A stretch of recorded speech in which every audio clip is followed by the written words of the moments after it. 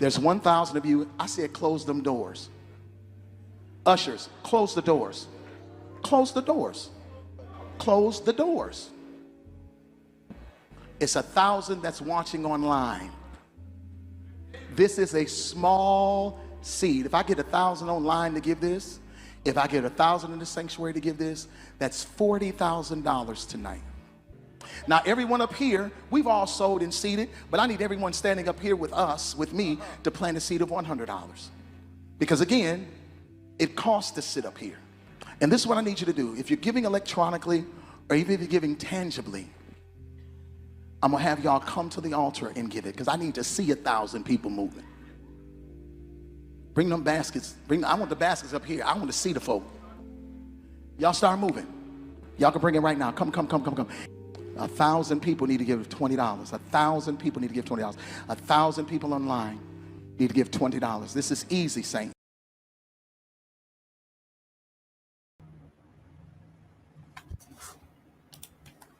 All right, man. Starting a little bit later than I wanted to, but it is what it is. We're here. I don't know. Y'all play Call of Duty Black Ops 7? I had to download it. You know, if you got Ultimate Game Pass, it's for the frisky. So I didn't even know that. I was prepared to buy it. Glad I ain't gonna buy this version. Yeah, glad I ain't bought this version of it, because I sure was. And I'm glad I just went to the crib. I just downloaded, chilled, watched TV, and it was like, hey, with your Xbox Ultimate Game Pass, it's for the frisky. You know, at this point, I feel like I should be grandfathered into a price. I done had it so long, but you know, yeah, Game Pass is the best part about Xbox. That's why I keep an Xbox. Game Pass is like fantastic. You know, I had like 007 on there, Banjo Kazooie. They got a whole bunch of games on there. You know, I heard they kind of doing a Nintendo 64 Classic. I'm gonna get that. They got on me on TikTok for saying I was gonna get a Nintendo 64 Classic. Oh, you're just fueling the machine. I'm like, a lot of y'all about to pay $150 whenever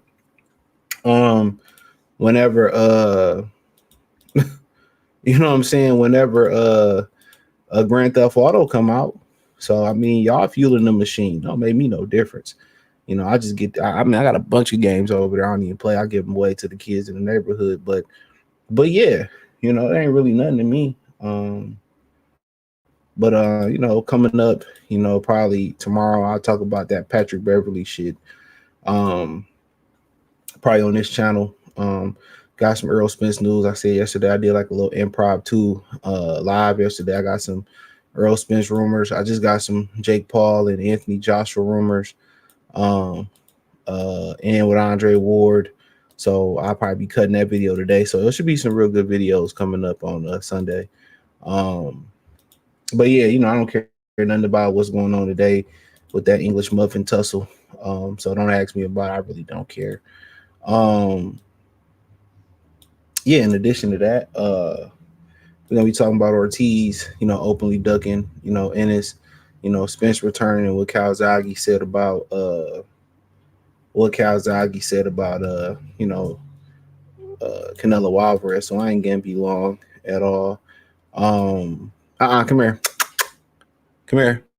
No, come here, Miles. Come here. He just gonna be hard headed, bro. Come here. Sit. Thank you.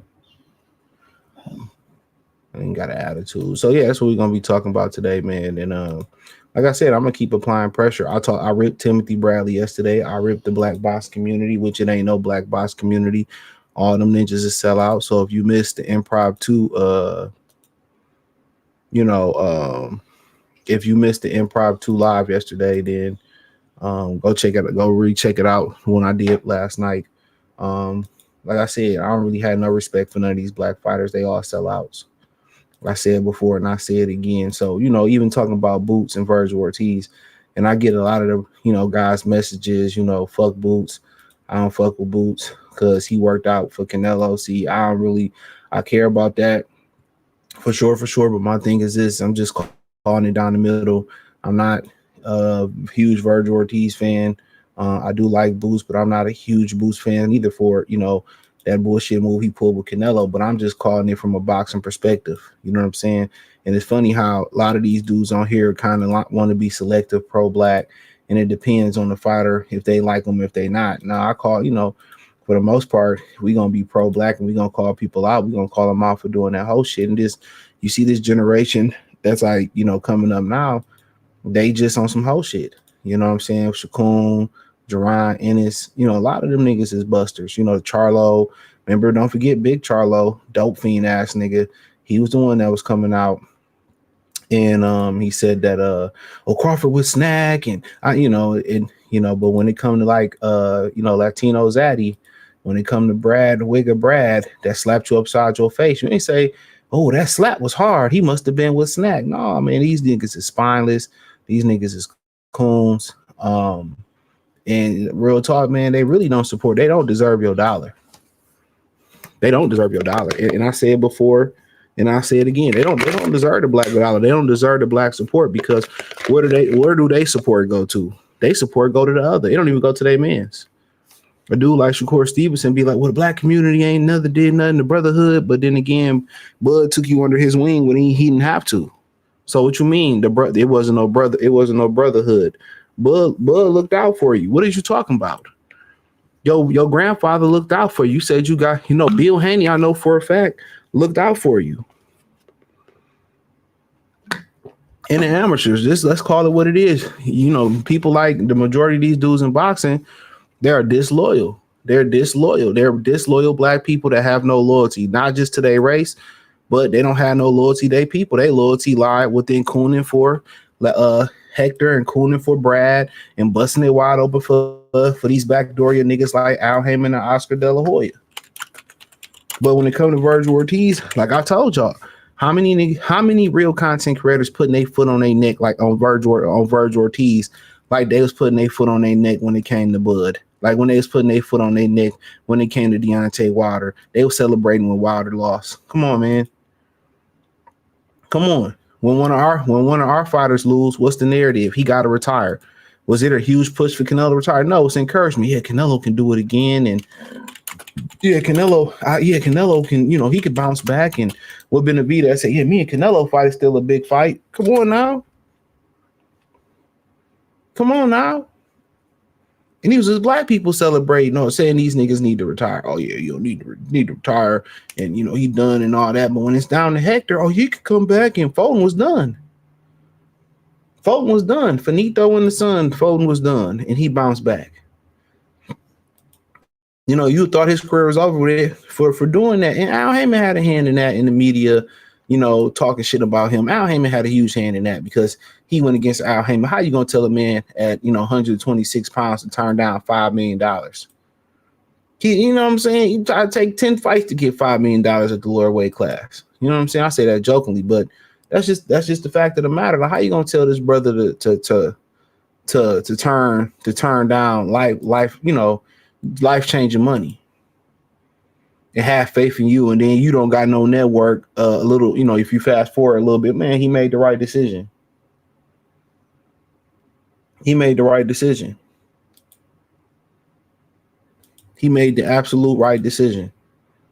But then again, Al Heyman, had a lot bad to say about him. But Virgil Ortiz, they don't put their foot on Virgil Ortiz's neck, bro. Ain't no foots and toes and elbows on Virgil Ortiz's neck. Oh, he just don't want to fight, and he say all these things. I did this and I did that, and I did this in my career. You ain't did nothing. You ain't even won a world title in the era, the 4-belt era, but really the 20-belt era, where it's the easiest to get a title at. What have you done? To him, his accomplishments are something because he don't think much of himself.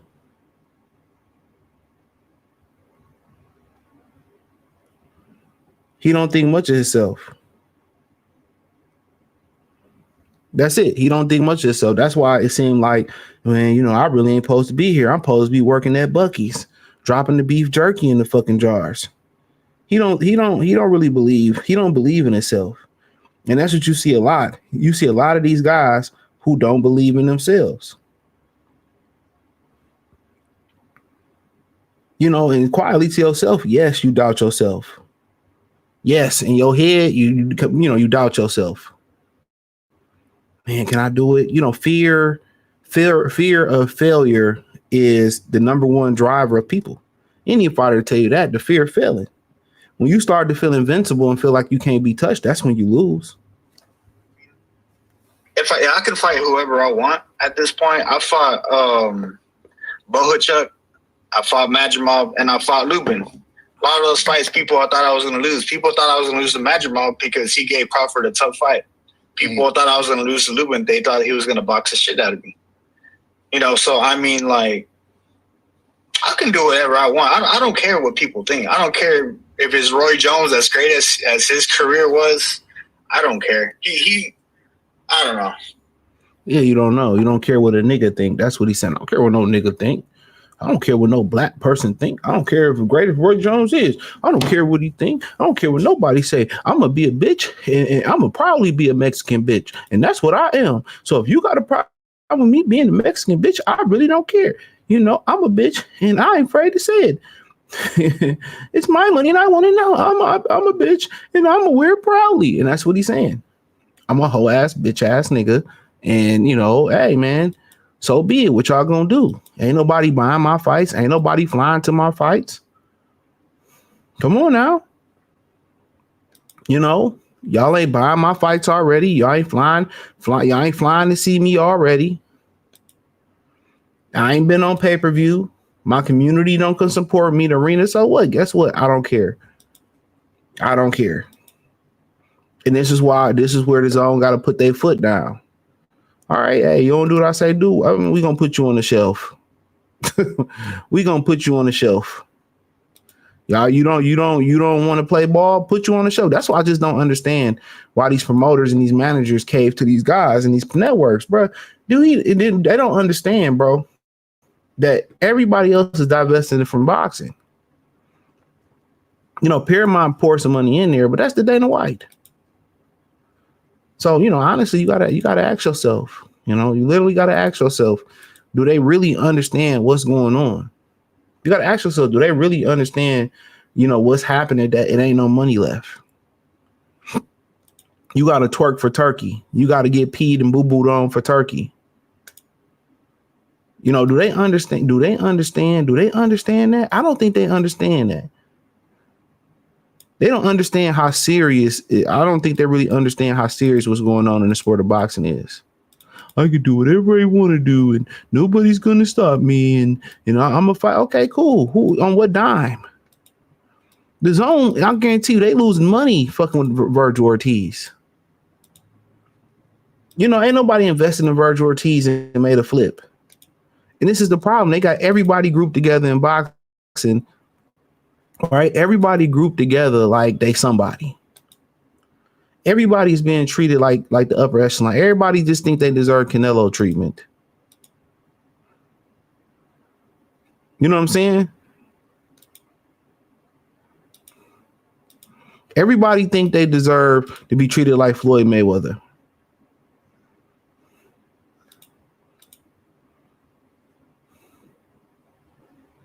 Come on, everybody think they're riding shotgun. That is truly amazing. Everybody think they the cool kid. Everybody think they the jock. Real talk, everybody think they the jock. Everybody think they the D1 athlete, superstar that's going to the league. Everybody think they LeBron. Everybody think they Aaron Judge, Ohtani. Everybody think they Wayne fucking Gretzky. Everybody think they watch. I can't wait to see these niggas on their knuckles broke, begging to come on niggas podcasts like washed up rappers and actors and actresses. I can't wait to see it because they don't feel like they in debt to the fans. Of course you in debt to the fans. You in debt to the fans because they keep your lights on. You know, I could do whatever I want, but you know, then again, if I'm Jerron Ennis, hey man, I'm gonna go make my peso somewhere else. I don't even mention Virgil Ortiz. Don't mention him to me. If I go to the zone, hey, don't mention this guppy to me, bro. Don't mention this guppy. And what he need to do is he need to go fight Mazzali and the Josh Kelly winner. If he can't get Fondor and Keith Thurman, go ahead. If you the goods and you prove that you that dude, you know, we know how Zayas moving. They allow Hispanics to move like that. And he can hide behind that he's a kid. But once a world champion, always a world champion, right? He can hide behind that. I just got my first belt. My first, defense is going to be a unification. Don't nobody that know boxing believe in Xander Zayas to be the great nothing. That's just all they got right now. Now, could he grow into that? Yes, but he's about as average as they come. That's like eating a piece of U-Haul cardboard. That's the best way I can describe his fights. It's no excitement. I mean, he's like Danny Garcia without the no look left hook. You know what I'm saying? It's nothing special about Xander Zayas. They just not making Hispanic fighters like they used to make them. Yeah, you got Bam, you got Bam.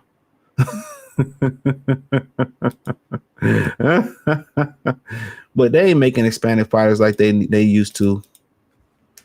They're not coming. Yeah, Rafael Espinoza, you got him. Shout out to dog.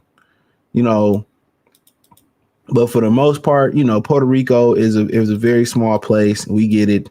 But Xander Zayas, unless he continues to grow, unless he continues to get better and grow into his frame and get stronger and faster, for the most part, yeah, he ain't shit.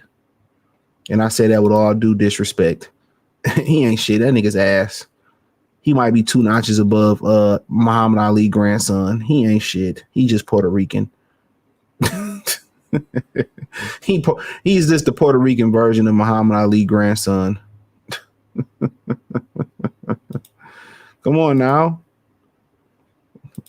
He's just the Puerto Rican version of Muhammad Ali grandson. Like, let's keep it real. He ain't shit.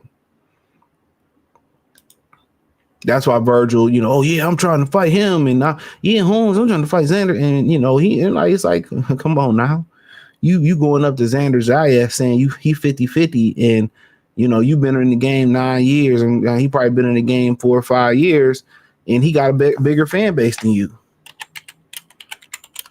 So it just don't make no sense. So and it's on Boots, like BG said, it's all on me, like it's all on you to choose right from wrong. It might be a power move to run into this nigga home. Come on, he said, I ain't killing no kids, but I'm gonna split his wig. So he been around, he 23, so he been pro since 09. So he just became pro for 6 years. And he got way more motion than Virgil Ortiz. Yeah, Rafael Espinoza fighting tonight. I don't give a fuck, honestly. I don't be watching these fights like Parker and Worley. Like, shit. I'd rather go sniff the shit Joseph Parker was sniffing than watch that shit. I don't. Like, give me something to watch. Don't waste my time. I don't care about them 2 English egg McNugget muffins over there in the UK neither. That first fight, come on, man. That's like going to the fucking what they call it, the pub, and seeing them Irish motherfuckers fight. I mean, I can go to the Irish pub and see a good fight like that. I don't care nothing about that, bro. Absolutely not. I can see 2 crackheads on the street fight better than that, man. Come on. These niggas, man,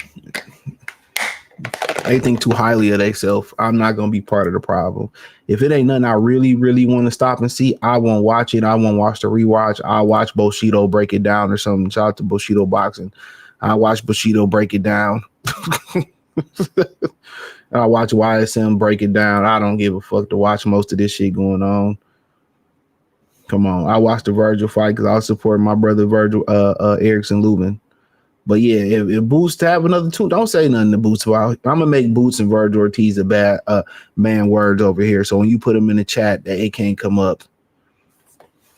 If Deron Ennis don't go after at least try to go after Fondor, Thurman winner whenever they fight, and if he don't go after Josh Kelly or what's the dude name background Mazzavali, but he don't go after them next, I don't want to hear nothing from him. I don't want to hear what he doing next unless he go up and fight Genevieve, Lara, Brian Norman, Devin Winter. Outside of something like that, don't y'all ever say shit to that about that nigga on this channel. Neither one. I don't hear nothing else. If Virgil Ortiz and Jerron Boots Ennis don't fight next, or they don't fight the Fondor Thurman winner, or they don't fight Kelly or Mazzaliev, or at least don't try to get fights with them, I don't want to hear nothing from them again. I promise you, I don't want to hear nothing from them again. I don't want to hear. I don't give a fuck if they go to the moon for Elon Musk. I don't want to hear about it.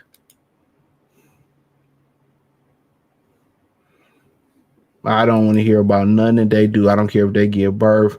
I don't give a fuck if they go fight for Verizon. I don't care if they get hired by Verizon. It makes me I don't want to hear nothing else from them. I can't wait till the sport go broke. I can't wait till I can send a super chat. I can't wait till they all fighting on BLK Prime. I can't wait till all they fighting on Fox Soul. I can't wait till they fighting on YouTube and trying to be like Pro Box. I can't wait. I legitimately can't wait. I can't wait. I can't wait to say, you gonna do interview? Nah, nigga. I hope they take the money away from Turkey Al-Sheikh and I hope he pull his money. I want to see these niggas suffer. Now I feel bad for the few real fighters out there. Anuyuwa, he'll be okay. Usyk on his way out. Crawford on his way out. Other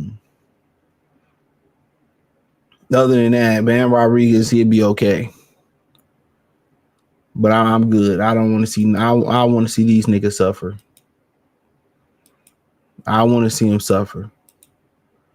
But yeah, let's talk about Errol. You know what I'm saying? So Errol talking about returning the shit, man. Hey man, between me and you, the rumor on the street is Al Heyman will still owe him $20 million from the last fight. Well, I say that for my video I got coming tomorrow. But the rumor on the street is, and I know this to be good, like Dice in the Hood. The word on the street is Al still owe him 20. Allegedly only paid him out $10 million for the Crawford fight. Crawford got all his bread, you know what I'm saying? And this is probably why Earl couldn't pay Derek James. Al Heyman directly probably paid Derek James. That's why Earl, it ain't nothing I can do about it, because if I ain't got it on me, I can't give it to you. So this is what happens when, a guy like Al, allegedly a guy like, Al, he holds your money. He pay it out in increments. Some people say it's smart. Some people say it's dumb. This is what happens.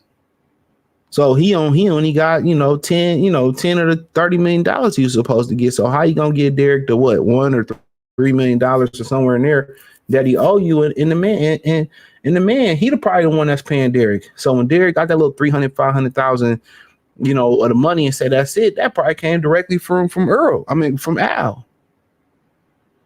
But when it comes to Hector getting his money, he makes sure Hector trainer get his money. He makes sure Wigga plant trainers get his money. He makes sure all these people get their money. But when it comes down to the brother, I'm telling y'all, man, every brother ain't a brother. And then, you see like a pattern, especially on that side of the street with a lot of they fighters. You see a pattern. You know what happened with Mickey and Cortez Bay? Like Mickey Bay and allegedly DeJuan Blake, that's Floyd's cousin. They got into it. So what did they do? They shelved Mickey Bay's career because they had a disagreement. And I don't know what it was over. Usually a bitch or money or a combination of both. So what they do, they stopped Mickey Bay's career, allegedly, and his brother's career. You know what I'm saying? Look at Gary Russell. He said he had a conversation. Floyd called him and said stop picking on Tank. He wanted to fight Lomachenko. All of a sudden, something happened that we don't know. He got shelved. He was a star. He was their first real star coming out the amateurs. The reason he didn't compete for a medal is he got sick at the Olympics. He was their first real star. Like Berto and Danny Jacobs, they were hot shots coming out, but Gary was expected to medal. And that's huge coming out the amateurs. You know what I'm saying? And look how they did him. I mean, I ain't saying that whole ass nigga didn't deserve it, but I'm just pointing it out. Look at Deontay. It was a rumor that, and he was on Ellie Setback pretty much confirming this when he was saying that, these fighters need to start getting paid right after the fight. There was a rumor going out there that Deontay Wilder didn't get paid for that fight where he knocked that Brad out. What was it? Robert Hernandez, his sparring partner. There was a rumor going out there that he didn't get paid for that fight.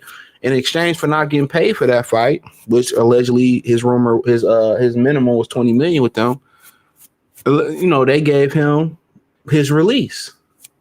So he had to fight for his freedom papers. So they couldn't pay him. They couldn't pay him the money.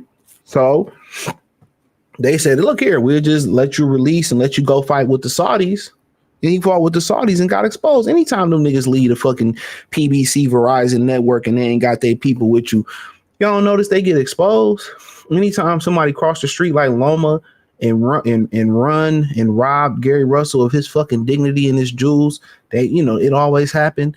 Pacquiao come up here 110 years old, put pause on Keith Thurman, put pause on Adrian Broner. you know, Derevchenko did get jerked by Triple G, but hey, it is what it is. He went over there and lost. Y'all ever notice every time they leave the PBC network or somebody come to the PBC network, they go Willie Lump Lup, wham, wham, jam on their ass? Lamont Roach, they pulled him off the pine. What's E40 say? I used to ride the pine. I used to ride the bench. No, by Merrill Lynch. And guess what? Lamont Roach, they pulled, he was a promotional free agent. They pulled this nigga off the corner like a Triple G opponent. He was on the corner drinking OE and drinking the Coke 45, and he came off the corner. He went upside Gervonta Tank Davis' head, and they had to rob him. Every time they go outside their network, they get exposed. I believe when they pulled Esau Cruz over to PBC, you know, they found him as an opponent. He was pulled off the street. Hotter than the street light, would it be right? You want to get beat? Yeah, and he beat the shit out of Tank Davis the right way. Some people thought Tank lost that fight. Then they brought him into the PBC family. Come on, man. Every time. I'm telling y'all, when Benavidez get clipped, don't come over here saying shit. If they drug testing, I'm all in. Every time them niggas leave PBC, they just lose a superpower. You know, Errol is done. Errol ain't got nobody to blame but himself. And he took that fight. It was a pride thing. You know, this is what happened when you stay in your own community. It's loud roars. This is what happens, you know, like Pac had a song about that. It was called Trapped. They got me trapped. He said, girl, he's dissing me. And basically he made an irrational decision to, you know, pow somebody in that particular song because, you know, his ego got in the way. They got me trapped. You can't keep the black man down. They got me trapped. You know what I'm saying? You know, and that's what it is. Errol Spence ego got in the way. That's why he didn't take the big money deal. It was an ego thing. He knew he couldn't go to the corner store. He couldn't go to LA Fitness. He couldn't buy a whip. He couldn't go on a trip from the Dallas airport to somewhere else because he knew his community was going to shame him for not manning up and fighting Crawford. And you can't fault him. At the end of the day, he a man. And his father seemed like a solid dude. Seemed like he came from a solid household. He told Bud, I ain't do this for you. I did this for them. Of course he didn't do this for them. Black fighters don't do shit for each other for real. If they can, they would avoid each other. The only reason I feel like he took that Bud fight because he didn't want to fight Keith Thurman for real. But also he didn't want to come back to his community looking like a buster. He didn't want that smut on his name. But then guess what? What if that same thing would have happened versus Keith Thurman? Who knows? But that's why, you know, at the end of the day, hey, man, it's God's plan. And look, he did the respectable thing, and the fans still love him when he pull up to the fight. They still showed him love. You know why? It wasn't about winning or losing. It wasn't because he got obliterated. It's because, you know, he gave off masculinity. He gave off alpha. He said, man, fuck what Al Heyman was talking about, man. I'm a man at the end of the day. And then, you know, he paid the price for it on the back end. This is how niggas operate.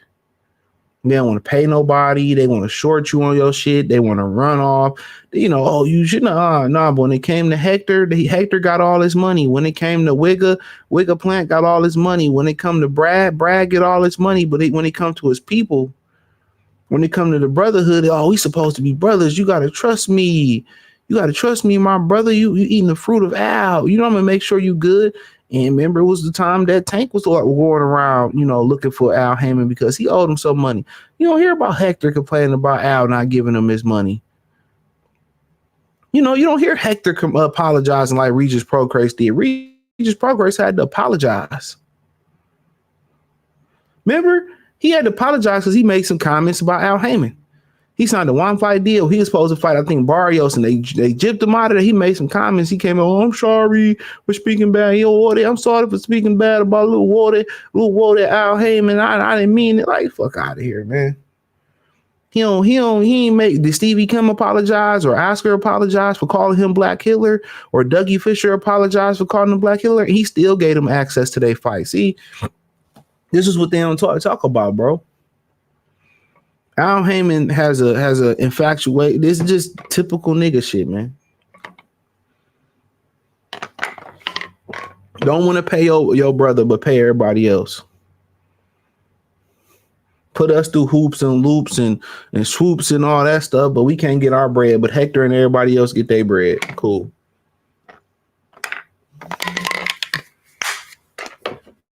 That's cool. We get it. We absolutely get it. He's a buster, bro. I keep telling y'all about Al, man. A lot of them was like, yeah, I'm gonna get with the brother, and the brother gonna look out for me, and the brother gonna do right by me. And man, Al Heyman don't believe in doing right by nobody.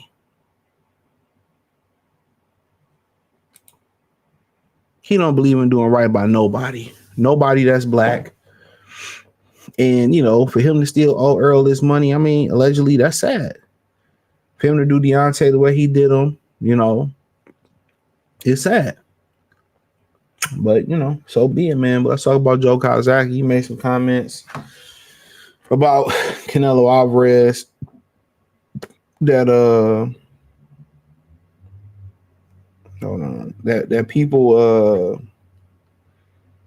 was up in arms about. And it's always, you know, it's hard for people to separate the message from the messenger.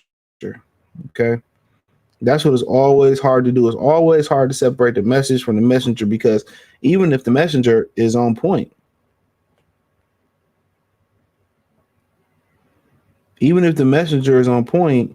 oh, he hating on him and this, that, and the third. Canelo ain't no all-time great. Ain't nothing great about Canelo resume.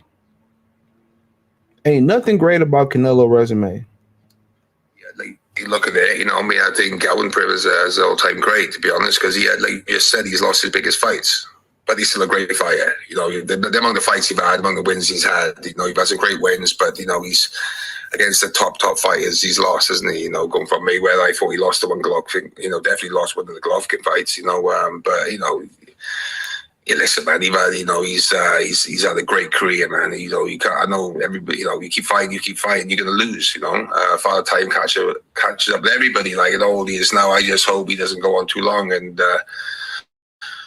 you know, get beaten by mediocre fighters. You know, hey, look. And you know, what did he say? What did he say that was wrong? He lost every big fight, and in some of the fights that Canelo Alvarez won, some of the fights that he won because of controversy. The Golovkin fight he talking about, y'all don't think he juiced for that fight? That's up to y'all to figure out. You know, what y'all think?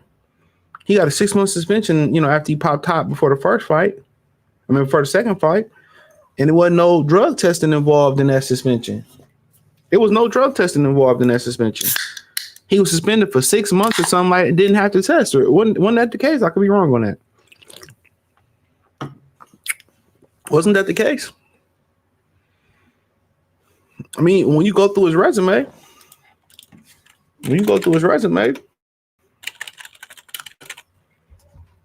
you know, every fight had controversy that he won. That was something. It was something about every fight.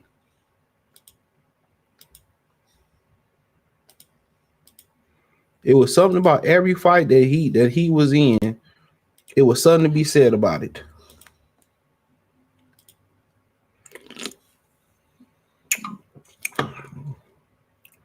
Crawford fight, let a welterweight beat on him. William Skull fight, a lot of people thought he robbed William Skull. Whether it was boring or not, Skull controlled the flow.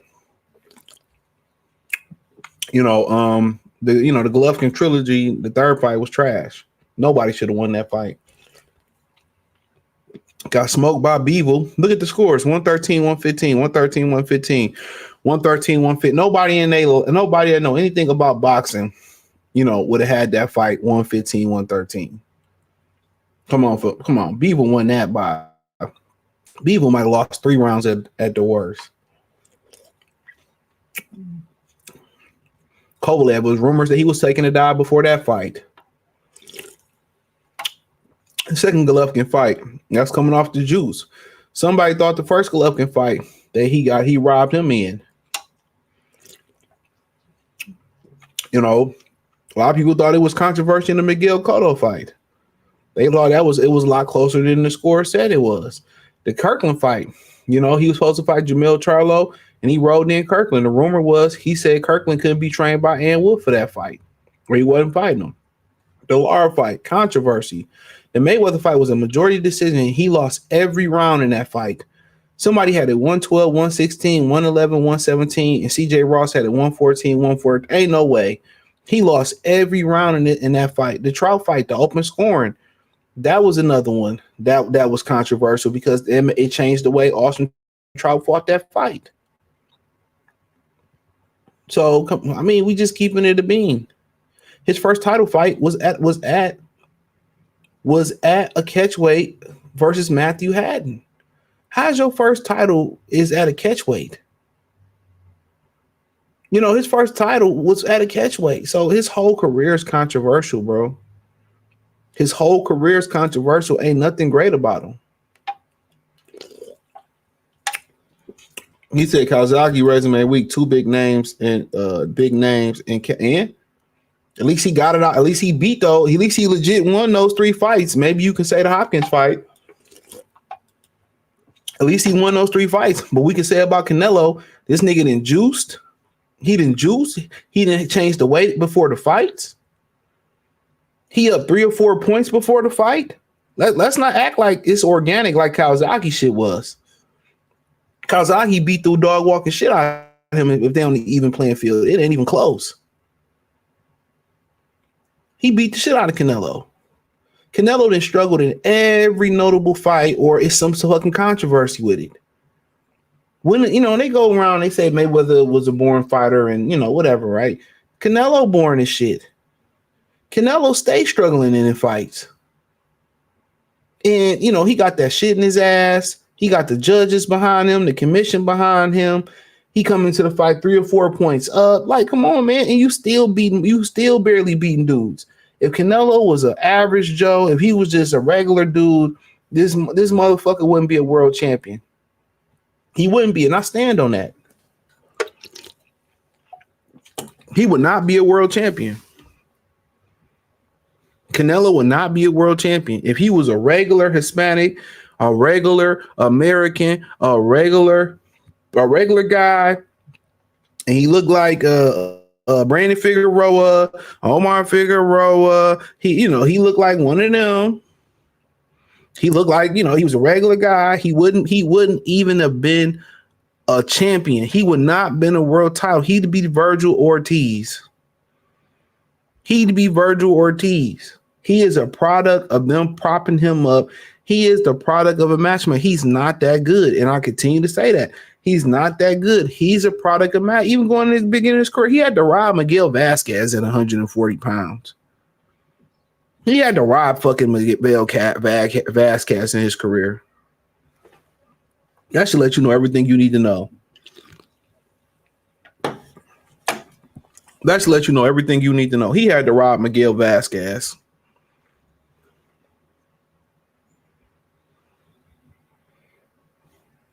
If he was a regular looking person, dude, he'd be a solid contender today.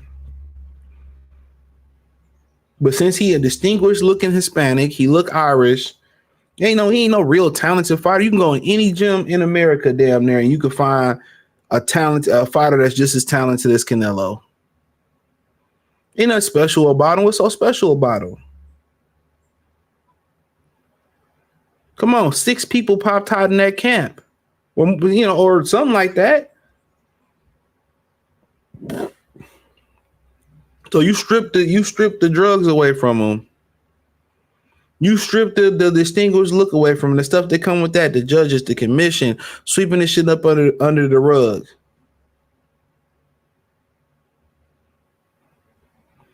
This motherfucker, man, he probably got more losses than wins, bro. But then again, you got all these people kissing his ass. He's a fucking phony. He's a phony. Canelo is a phony. If Canelo was born in Zimbabwe, or Canelo was born in India, or Canelo was born in Australia, well, I don't know, Australia, they support anything. He was born in Canada. I mean, he'd be working at Quicken Loans.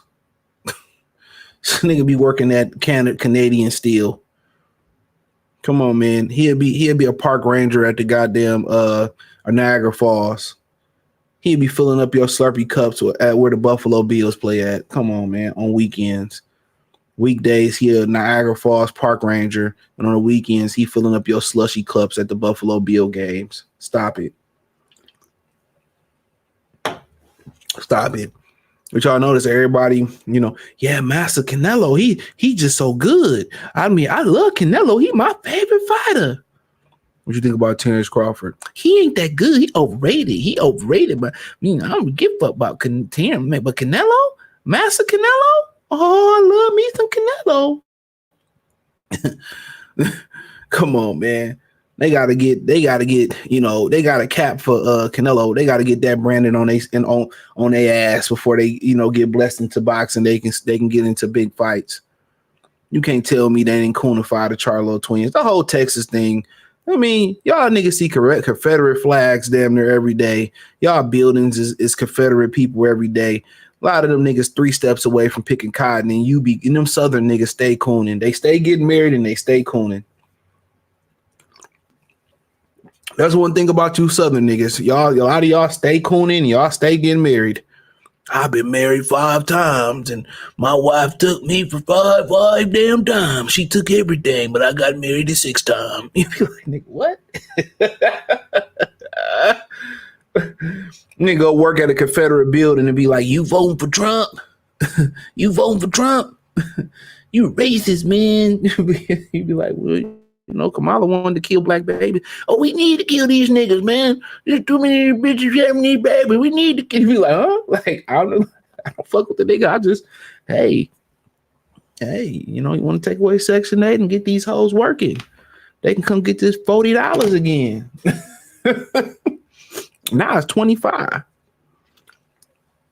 I'm like, y'all niggas 3 steps away from going back to pick the fruit of the loom cottons for fucking Trump shirts and undershirts and tube socks. Shit be killing me. I'm like, huh? I fell out with a homeboy over there. He was like, you ain't gonna vote for Kamala? He's from Alabama. It's my man's though. Like, fuck no. Like, hell no. Like, why would I want to, vote for the destruction of the black community? Why? Why do I want to destroy our birth rates? Why do I want Cardi B talking for me? Why do I want a woman cosplaying as a black woman, with a white man on their arm? And I asked black women, like, would you have voted for Obama and I don't know why I asked him this. If he had a white woman, yeah, I would have voted. I'm like, fuck out of here. But I'm just keeping it real, bro. Like, it's a crazy world out here, man. It's a real crazy world out here. That's why, you only can galvanize and really click up with people that fuck what you got going on, man. That's why I kind of, fell off the interracial band, or the I kind of like I get why I gave people a pass that do, interracial things, man. I'm not mad at y'all no more because I see how it is out here. Best thing you can do, man, if you're lucky enough, man, whoever you is, white, Mexican, Puerto Rican, black, and it's easy for a lot of those other nationalities to figure it out because they have somewhat of a tightness, whether it's through religion. You see a lot of Indian women. Y'all got any questions? I'll answer them. I'll finish on Calzaghe, Canelo. A lot of the Indian people, women and men, they don't like each other. You know what I'm saying? They don't really like their husband. It's arranged. They believe in the Hindu, or they got different religions too, but mostly I think Hindu might be one of the main ones. But, they understand. You can explain this to American women. They understand the importance of their religion and their tradition. So even though I remember this lady, she was like, yeah, I don't love my husband. But I told him, our parents put us together. I told him as long as he take care of me and take care of the kids, we can ride out. They believe in their faith and they believe in their tradition so much that it works for them. They women and their husbands sacrifice their happiness. And they build. They start off in 1-bed apartments. They stack their bread. Both of them go to work. I see it every day, and they believe. And they eventually they get the house, and then, you know, they brothers and sisters and they friends have families. They all go work out together. They go to Disney World together. They form communities, even under in like they form communities amongst each other. So if Tim and Bill and Rhonda, whether it's cousins, friends, neighbors, they believe what we believe in, that's gonna be our covenant. That's gonna be our little. We gonna have a covenant. That's gonna be our community. We gonna fuck with that. Your kid can stay over here. Your kid can stay with us. We know what type of people y'all is, right? They have that, you know, and amongst, you know, that's what you have to create, and that's how you change the community. In the Black community, you ain't gonna save everybody, but if you can find, you know, 3 or 4 different families that believe in what y'all believe in, and y'all can trust, you know, you don't have no problem. Your kids stay over here. They believe in this. They don't play this. Hey, get out of line, pop them in the head. You know, y'all start to believe all that. Then that's how you do it. You know, you just form a community where people believe in what you believe in. If it's Christianity, if it's Catholic, if it's the Nation of Islam, if it's Jehovah Witness, whatever it may be. If they atheists and that's what you believe in, spiritual, you just find people that believe in the family and traditional values that you believe in. Love is not enough to hold a marriage together. I explained this last night to somebody. It's not enough, because a woman will love you today, and it's on that end. A woman will love you today. A woman will love you today, and then, you know, she'll change their mind. Men really love. You know, this whole thing where, man, you know, if I get fat, man, don't do that shit, bro. You got lazy. And you got complacent. But, you know, men really love women. It's like the seasons. And that's why a lot of dudes, you know, a lot of dudes staying away from relationships, because, you know, women, they go off field. If they ain't happy, ain't no love. So if the love is attached to happiness, and there's going to be times where shit ain't going to be going good. It's going to be a grind. We know, as single men, we know that. Most of them single men know that, who've been single. Single men understand that. It's a time where shit, you might run a bag up. You got 3 or 4 jobs or things, and man, shit, you ain't, you know, when you get time to sit down and watch a movie, you get time to sit down and fire that blunt up, get a cup of whiskey, and just enjoy it. It don't even feel right. You've been miserable for so long, but hey, man, it paid off. Women don't understand that. They want to be happy all the time, and at the end of the finish line, when they 30, 35, 40, 45, they're miserable. And all they do is dig themselves deeper and deeper in debt, maxing out credit. How y'all think these hoes get to these fucking vacations and shit while you grinding? And it ain't just because they rent $8. It ain't just because they got $1,500 in child support or EBT. You know, these hoes be maxing out these credit cards. These hoes be going on list crawlers, selling pussy to get to vacations. They be going to vacations broke, and their friends be having money and stuff like that. And a lot of the young guys, when I do our mentorship, I told them this. I had all freshmen in the junior, and I told them, I'm like, run y'all race. You know, it was this one kid. He was, this kid, man, he was a freshman. This motherfucker was 6'4", 250. And this other kid, he was a bad motherfucker too, bad as fuck. He was 5'10", shit, maybe 130 pounds. And they had a robbery and shit. He said, I'm like, you and my man's got a problem. He said, yeah, I seen him on some civilian shit. We all like civilian shit. And he like, and I'm telling him, I said, man, y'all see these women, these girls, and these were all like, they parents that was in this camp, they parents like that was in this mentorship, they all had money. Like when that kid, his parents lived out here by me, they had money. You know what I'm saying? All of them had money. And these black kids too, all had, their parents had real well off. We seen people in Balenciagas, you seen girls with real expensive purses, jewelry, they had money. You know, one of the kids, real quiet guy, real shy guy. He trained with Tony Harrison. Funny thing about it, he trained with Tony Harrison and at the Super Bad gym and shit. He lived out here like a little bit further than me. His parents had money. You know, they was in the real estate, and he had money. Like I said, like when you talking about, there are some well-off black people, and I mean this camp had over. I don't even know how many kids it was in this camp, but it was a lot of kids in this particular camp, and it was well off. Kwame Kilpatrick kids was there. I ran into him at there. But, long story short, and I tell him, you got to run your race.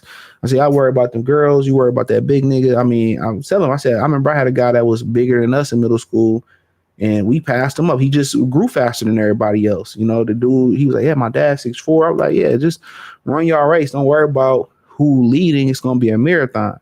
You don't want to win the first 100 meters in this race. You don't want to be popular in high school and fizzle out. And you got to just, I told the kids, young man, you got to just run your race, man.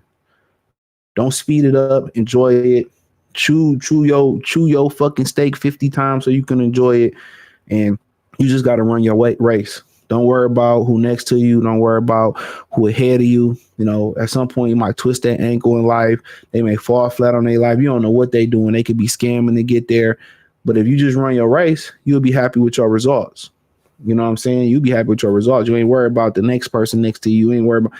And that was my message to them. Like, I know it seemed like, hey, they're ahead of you. They better than you right now. They taller than you. The girls seem like they got all the motion with the older guys than you. Don't even worry about it, bro. And that's what I told them, man. So yeah, there's well off, black families out there too. But yeah, a lot of that's what they do. They sit there. They max all these credit cards, they borrow these monies, they go on these vacations and they get in debt. And what they used to do is they used to marry a sucker nigga to get them out of debt. You marry a woman with the marriage. A lot of times when y'all get divorced, a lot of that debt is thrown onto you. They throw that debt onto the man. So her student loan debt, her credit card debt, even if it was accumulated before she got with you, due to the laws being owed, that debt go on to you in that divorce. So not only do you have to pay for these bitches' lawyers and all this and not only do that happen, these women save their money up behind your back. So not only do they extract all the resources from you in the marriage, they've been saving money behind your back. So they save about 20, 30,000, at least 20,000 before you got before they divorced you. They didn't save about 10, 20, 30 bands before they divorced you. Got a whole side nigga on the side that been hitting that bottom. That's why she don't give you no pussy. And a lot of guys see that. And then at the end of the day, you that woman's retirement plan. You take all that debt. You got men living in their cars. You got men living in the hotels, working 1099, doing shit up under the table to get by. And she still want to destroy you. She still want to destroy you. It ain't about money. I mean, it was never about love. Because somebody you love, how can you destroy them like that? They just seen a sucker ass nigga. They never married a guy that they really, really want. Especially when you get past 30, they don't marry the men that they want.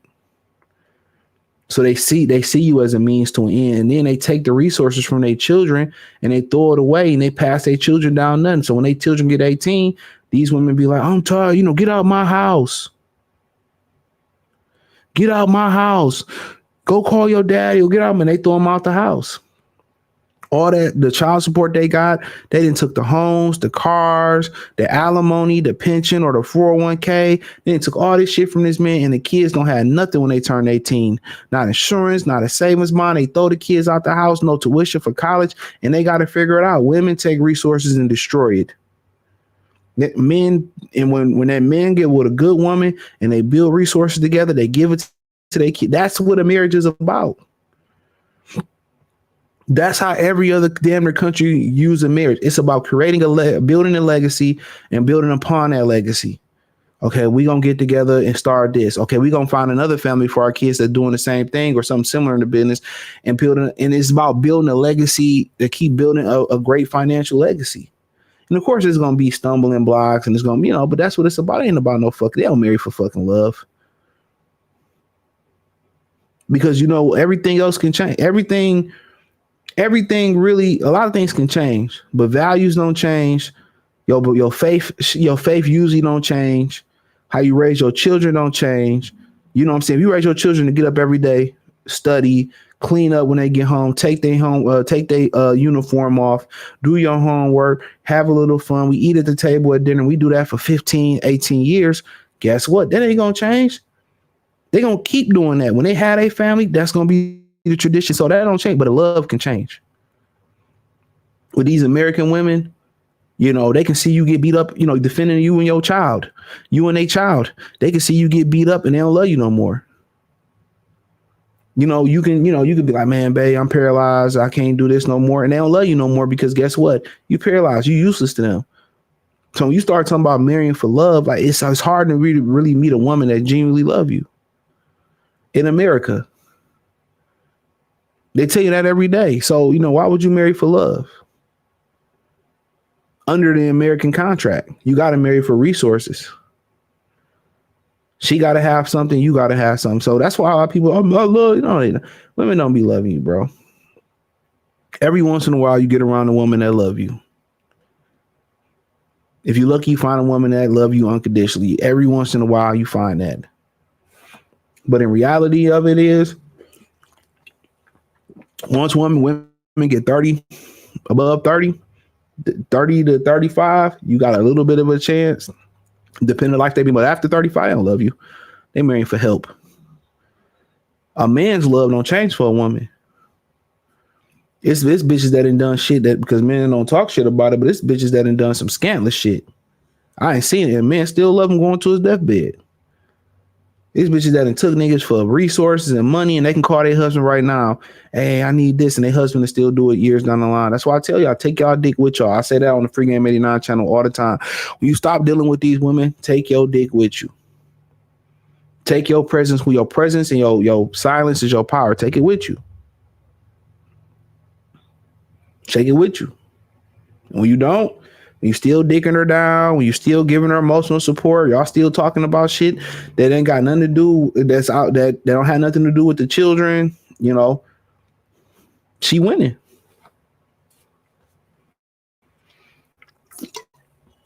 You got to cut these hoes off. And guess what? If you got her, you can get another one. But, it's very rare that you find a woman that's about something. It's very rare. Very rare. It's to the point where, guys don't think of this. So if you marrying a girl after 35, if she older than 35, chances of divorce is a wrap. You'll be thinking, I'm saving her. No, them bitches stuck in their ways, bro. They stuck in their ways. They stuck in, especially if they ain't been married before. Only reason you can see divorce if infidelity, abuse. So if they've been a wife before, I get it then. But they ain't never been a wife. I ain't really had a serious one, like, dog, run through them. But that's just what it is, man. You at that point, especially after 35, really after 30, you just become help. It ain't the help that you like, oh, you the savior. Oh, since you helped and saved me, I love you, and I'm gonna worship the ground you walk on. Hell no. Hell no. It ain't even an ego boost. They don't even try to stroke your ego. They started to feel entitled to you doing stuff for them, and they don't feel entitled to do shit for you. They feel entitled. Oh, they started feeling entitled to your resources, entitled to your presence, entitled to you doing this for them. They started to demand that, and then they don't do the shit that they supposed to do. That's why you got to keep your foot on these hoes' neck. They get fat. Hey, take your ass to the gym. This is why niggas just fuck hoes. But the dangerous thing about fucking hoes, if I wrap it up, is that you got to wrap it up. And if you wrap it up and the condom bust and this happen, that's why I say dudes that buy pussy, you playing Russian roulette. Because these women, you can get it raw, and they might just like one guy more than the other. I know guys say, well, you can get into that same issue. You can get into that same issue. Take this shit off. You can get into that same issue with a regular girl, and you can. But that's why it's important when you deal with regular women, real talk, that you vet them. A lot of y'all go on dates with women. Y'all go on dates with women, and y'all just meet them and be like, oh, let's just go to the Piggly Wiggly, or let's just go to Applebee's, and let's just go to the Cheesecake Factory. Let's go to Ruth Chris. And you ain't sparked no conversation up with them. And you could have sparked a 24-hour text and a 15-minute conversation. You already could have knew this wasn't gonna work. You know what I'm saying? But when you just pay attention to the aesthetics and ass and titties, you're gonna lose every time, bro. Every time. He said Vulture Ortiz trying to pick up at Spence car crash lead. Ricky East, little Ennis team trying to get Charlo away from his Hennessy bottle. I don't want to see it, bro. He said, man, ain't even win a belt. Talk about I can fight who I want. And that's facts. Conquestor privilege. Yeah, facts. He said, no, they're still in position to finesse and hustle. Yeah, Eddie Hearn I just don't hear nothing from them no more, to be real. I don't hear nothing from Virgil Ortiz or Boots. And I'm going to reiterate this. If they don't fight Mazaliev, Kelly winner, or Fondora, or Thurman winner, if they don't fight one of those winners next, and unless they fight each other, I want to hear it. IBS salute. The Zone not trying to hear nonsense from Virgil Ortiz. And hopefully they drop Golden Boy, because Golden Boy ain't nothing but a look. This is what the Zone need to do. All right. They already lost Turkey Al-Sheikh over to Paramount. Y'all just don't know it yet. As soon as the feds clear this Dana White shit up, if they clear it up, then you probably gonna hear more about it. Turkey Al-Sheikh is putting all his big fights. Most of his big fights gonna go on Paramount. So I was fortunate enough to be able to read the article before the news broke. And the article was saying that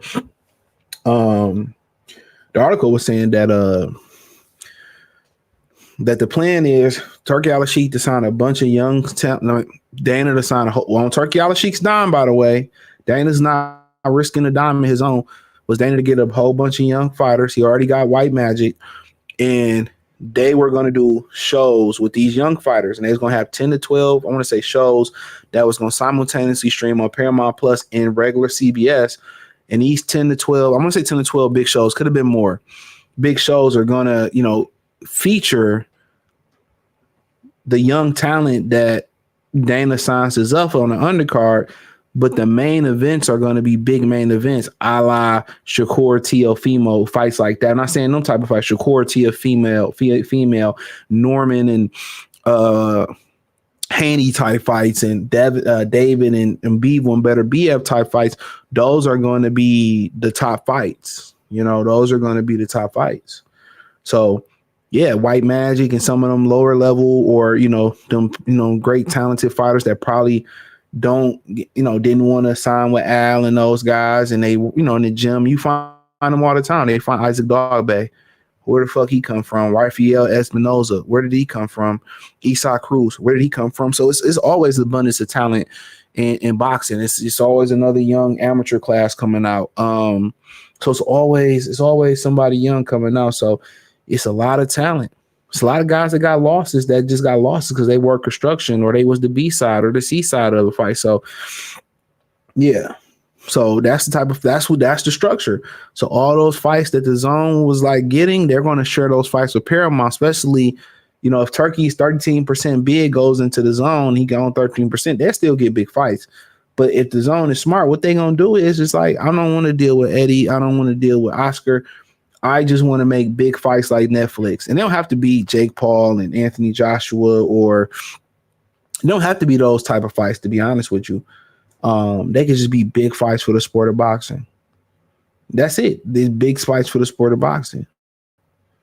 That's what they should do. Instead of just having, a whole bunch of English muffin shows on there every weekend, how about just have maybe one small card a weekend, or a couple small cards during the weekday, one like mid-major card, and then one major card every month.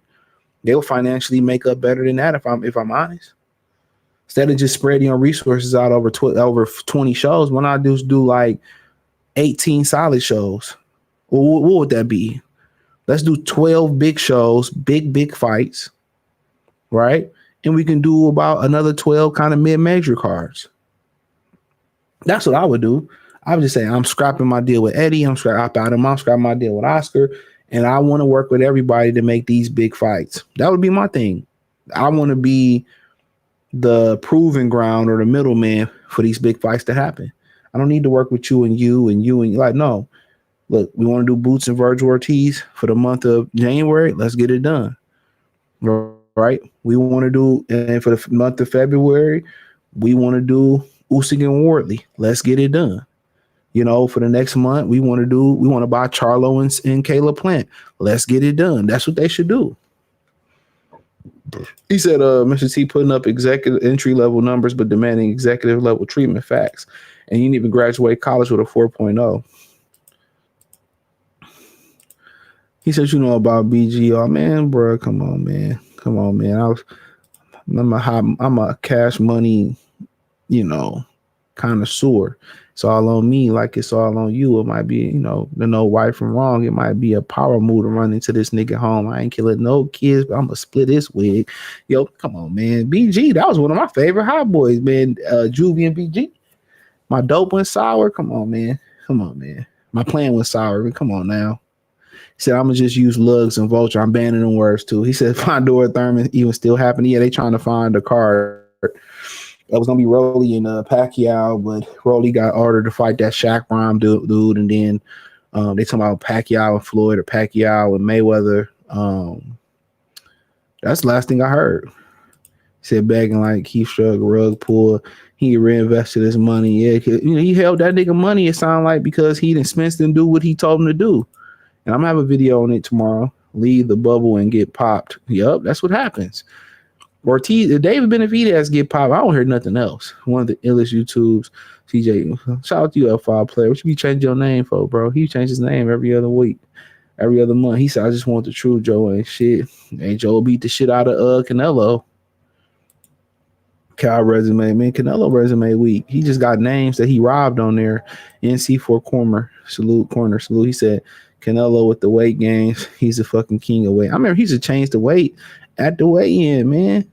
Need to get to the scale. They're now fighting at 156 and that. Like, what the fuck? Shane Mosley, bro. Shane Mosley brother beat Canelo back in the day. Larry Mosley. Canelo would be a scuffle bodybuilder. Yeah, man. Shit. Putting that shit in his ass. I didn't know like most bodybuilders use machines. Like I'm like anti-machine. Like I use machines like a lat machine. Like I use the cable pull, like them type of machines. Like, but as far as like chest press and chest press machines and Smith machine, I don't use that shit. I know a kid that I ran into him the other day at my gym, and he said he tore his pec on the incline Smith machine. And Lee Haney was talking about that, and the thing about it is when you use those, if you don't use the Smith machine that the bar move, I only seen one ever move like that. The one gym I go to around the corner of my house, they got everything. And it's the bar, it moves with you. Like it's just, I would have to like do a video to show y'all what it looked like. Maybe I'll do a video in the short, but this, yeah, you get hurt like that. Machines, you don't have the range of motion. Like the difference is this, let me explain this to y'all. Like machines are great for form, you know what I'm saying? But everybody's different. Your arm length is different. Your range of motion is different and stuff too. So machines are good. Like I use machines at the end of my workout. Like other than like cables, like a good back row machine, yeah, a cable row machine or a lat pull machine. Like the cable machines is cool, but if you start talking about like a shoulder press machine, like shit like that, like fly machine, yeah. Like how can I explain this? Like most of the machines that I use is just assisting with my workout. Like on the chest day, I don't use no machines on chest day. It's all barbell, dumbbell, decline. Decline barbell for now. Dips for the lower pecs, especially if you struggle with like titties or something like that. Dips are incline decline bench, and you superset it with a chest dips. It's great. Yeah, I don't use none. I don't use well, for what? If I use the barbell for the load. Okay, I use one machine. I'll tell you what it was. I use the barbell for the load. I use the barbell decline. Every once in a while I do declines to make sure I keep my chest from my chest compact. Every once in a while for a little bit I use that. I only do incline. I don't do flat chest. I do dumbbells for range of motion. You do a lot of injuries on when you go too heavy on dumbbells. It's for the range. So with barbell, you really can't get that range. With dumbbells, you get more range of motion, and it's the isolation of each arm. So that's why it's good. You should do both. And then I use the chest fly machine again. That's it. Chest fly machine. That's the only machine I use. Chest fly. I don't need why do I need the ISO dumbbell press or the ISO chest machine? Or why would I need to do that? I wouldn't. But as far as like back is different, because you got your lat machines, you got your cable rolls are some of the best things you can do for your back. I don't really know if you consider like the row machine or the T-bar row machine. That's really good too. So back is a little bit different. I lose more machine for like back, but I still do like lawnmowers, bent row with the barbell. I do other stuff for lats with the barbell thing, but mostly if I do have a huge machine day, it's probably more likely back. Whether it's the chest fly machine, you reverse it for the back flies. Sometimes you do the lat pull machine where it's ISO, and I don't do those like in a lot of my routines. I switch it up every once in a while. I don't do a lot of, but I like those. But if I do more machines, it's more back, to be honest. You know what I'm saying? It's more back. But the best back exercise you can do is bent rows, T-bar rows, pull-ups. When you get strong enough to pull yourself, pull-ups. One of the best things you can do for your biceps, you struggle with gaining mass in your bicep, underhand pull-ups. It's a great compound movement. You get that little inner back, and also, man, it jacks your biceps up so crazy. What else we talking about? Leg days. Yeah, I do leg press. So I fuck my back up. I don't deadlift no more, so I replaced it with hip abductors, in and out. I replaced it with hip thrust machine. I use some machines, leg press machine, but it's mainly squats. I do a little bit of hamstring machine. So legs is heavy machine day for me, but it's only so much to do. I'm not doing no lunges. I'm not competing for shit, so I don't do much lunges. I stopped deadlifting when I popped my scrotum, my sacrum.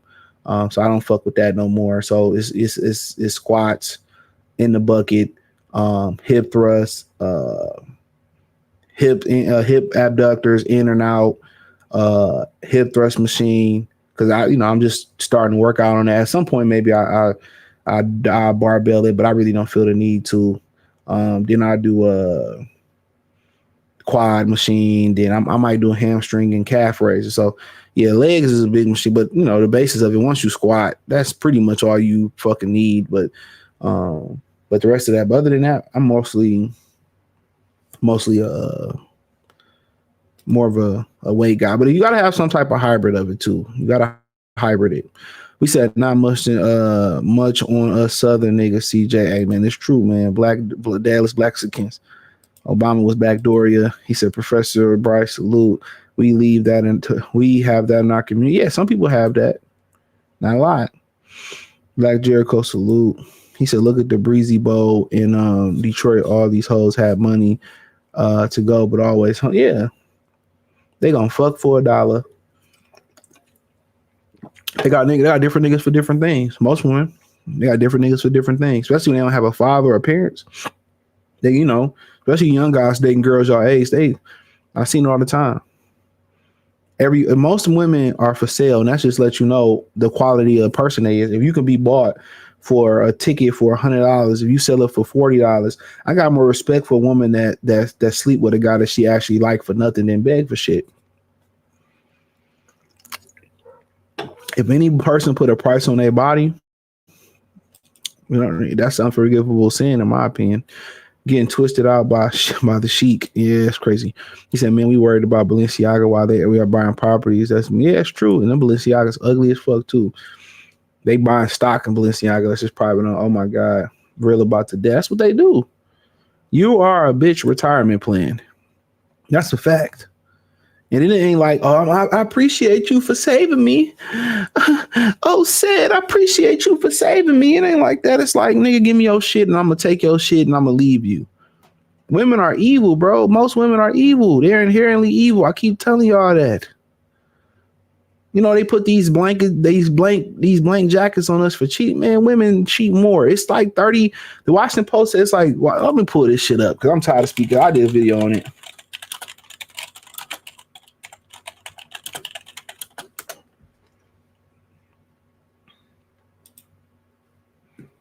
Hold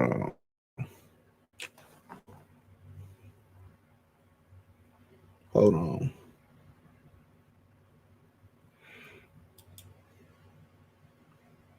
So about 30% in 2018, 30% of young men, about 30%, this is 2018, So share of men under 30 who reported zero female sexual partners since they turned 18, from 18 to 30. It's almost 30%. You don't hear about a female virgin epidemic. That celibacy shit is bullshit. They got more hardware in that bottom drawer under their bed than you're not celibate if you playing with the rose. You're not celibate if you playing with the toys. I keep telling y'all they put a lot of lies, man. These women be cheating, bro. Upgrade to Zone Ultimate and they will credit you half your monthly and get both pay-per-views for $37.90. It's cheaper than ordering Eubank Fight Box. A good deal if you're ordering next week's pay-per-views. Who fight next week? He said, man, get a woman when she's younger and you are. Get a woman with the same benefits and build family before foolish influencers take over. Influencers say, yeah, that's a fact. The number one influence is a lot of their friends and family. They see that they got somebody good. Once a bitch bring a nigga around that's worth something, them bitches gonna try to fuck them. I keep telling y'all, bro, or fuck it up.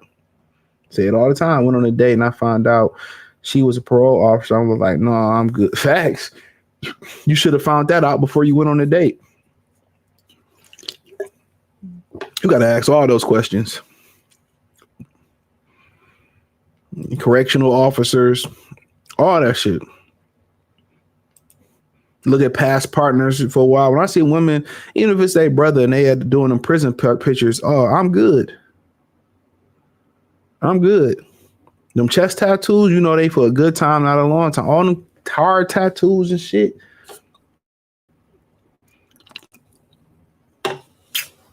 Hell no. David losing would be the last nail in PBC. Man, we throwing a party. Benavidez. Oh yeah, Benavidez and Card is next week. I forgot it wasn't supposed to be on pay-per-view. Remember? And I didn't remember they announced it on pay-per-view. You already know we got ski masks and we got a ski mask on next week. You know we ski masking it. A gun in the mask that equal cash. They say yellow don't swing, little buddy don't worry about me. Hey, that Stay Trippy album was fired by Juicy J. That shit, even though they got sued for that shit, I don't know what happened with the lawsuit. That shit was fire. Hey, Juicy J, he one of Memphis greatest. You know, Mr. Don't Play That. That's a Memphis, that's a Southern classic. That's a Southern classic. Mr. Don't Play That. Man, I still play that shit. Free for me, damn a pay-per-view. Yeah, they don't respect boxing enough for me to put money in them niggas' pockets. Hey, who's that little dude Abdullah Mason fighting next week? Sam Noakes. What's good? What's good with Sam Noakes?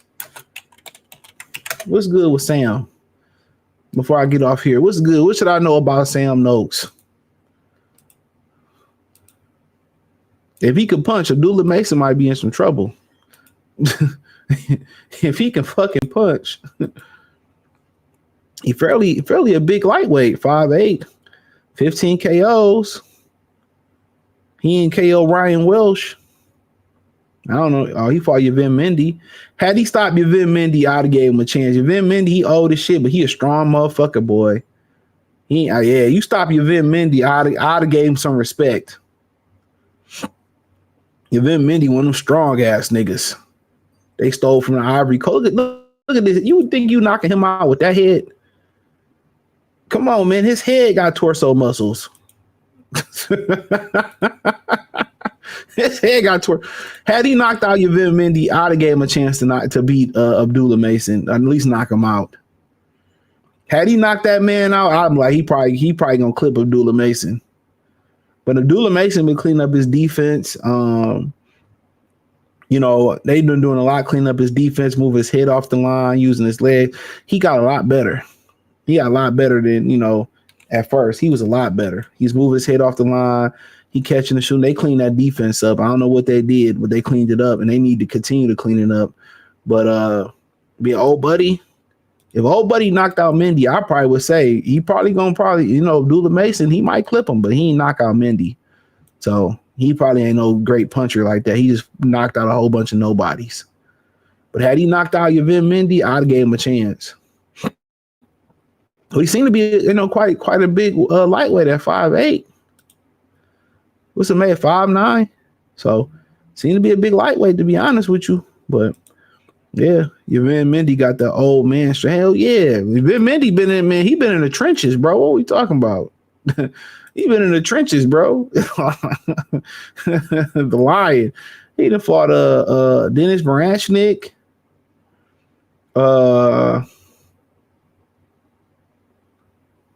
Luke Campbell had a split decision with him. Victor Postal had a decision with him. Yeah, he been in the trenches. How long his resume is? Shit. He fought a few now. He's strong too, bro. He's strong as hell. Had he knocked him out, I would have been like, yo, Abdullah Mason might be in a little bit of trouble. But hey, let me get out of here, man. Appreciate y'all. Hit the link in the description. Follow me on X, Facebook, Kick, Twitch. Everything inside the link tree. I appreciate the love, support.